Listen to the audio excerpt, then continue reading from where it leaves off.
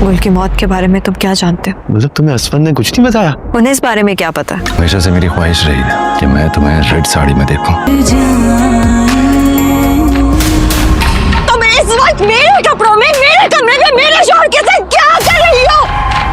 आपके दिल में पहले भी अनाइसा थी और आज भी अनाइसा ही है। यहाँ पे असमत अनाइसा को अपने जाल में फंसा रहा है ताकि वो उससे सच गुलवा सके कि अनाइसा ने ही गुल को सीढ़ियों से धक्का दे के जान से मार डाला, और वो ये सब कुछ इसलिए कर रहा है ताकि मिराह के सामने अनाइसा की हकीकत ले आए, क्योंकि अगर वो डायरेक्टली मिराह को जाके अनाइसा की हकीकत बताता है तो वो उस पर यकीन नहीं करेगी, इसलिए वो ये सब कुछ जाल बुन रहा है। दूसरी तरफ अनाइसा शारिक को जान से मारने की कोशिश करती है ताकि वो मिराह को उसकी हकीकत ना बता सके। उसके बाद मिराह शारिक के पास जाती है और उसे कहती है कि तुम्हें गुल के बारे में क्या पता है। तो आगे से शारिक कहता है कि क्या असफन ने तुम्हें कुछ नहीं बताया? तो जैसा कि असफन अनाइसा को अपने जाल में फंसा रहा है तो वो उसे कहता है कि तुम पे रेड साड़ी बहुत प्यारी लगती है। तो अनाइसा मिराह के कमरे में उसी की साड़ी पहन के उसी के कमरे में तैयार होकर बैठ जाती है। जब वहीं पे मिराह आ जाती है और आके उससे जोर से थप्पड़ लगाती है और कहती है कि तुम मेरे ही कमरे में मेरी ही साड़ी में क्या कर रही हो।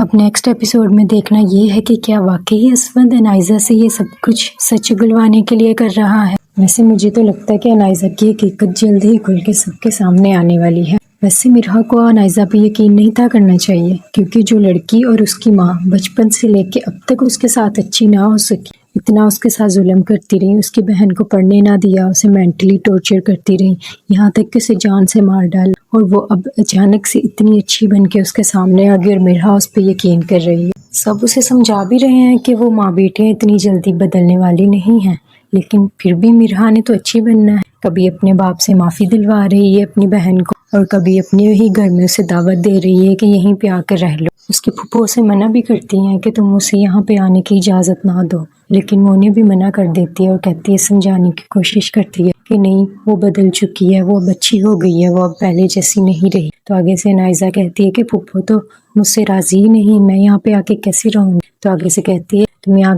आके कुछ दिन रहो, खुद ही फूफो का दिल तुम्हारी तरफ से बदल जाएगा। वैसे उसकी हकीकत अब जल्दी खुलने वाली है।